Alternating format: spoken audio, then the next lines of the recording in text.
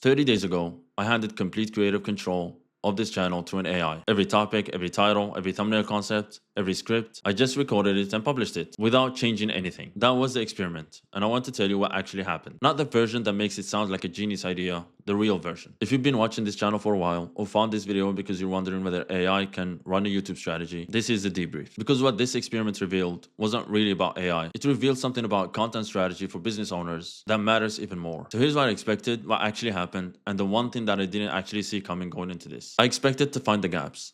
The places where an AI without real business experience or an intuition would make decisions that didn't fit the channel or the audience. And some of that happened. The strategy was structurally sound. The content arc made sense. But what it couldn't do was feel the weight of a particular video the way I would, knowing that one topic needed a slower pace or that another needed to be more personal. Strategy can be systemized, but nuance is much harder. And they both matter. What surprised me was what happened to me. 30 videos in 30 days, all scripted and packaged by something other than me. I stopped second guessing every video that got filmed, every video that got published. And the consistency I've been trying to build for months showed up automatically. Not because I've became more disciplined, but because the decision has already been made for me. That made me realize that the biggest enemy of my channel wasn't my ideas. It wasn't my strategy. It was the gap between deciding and doing. And removing my own decision making close that gap. The last thing I didn't expect was the audience response. The videos that resonated the most weren't the smartest ones. They were the most specific ones. The videos that named one precise frustration or described one very particular situation that taught me something. The observation first, buyer specific, one belief per video approach. It worked. Not because it was clever,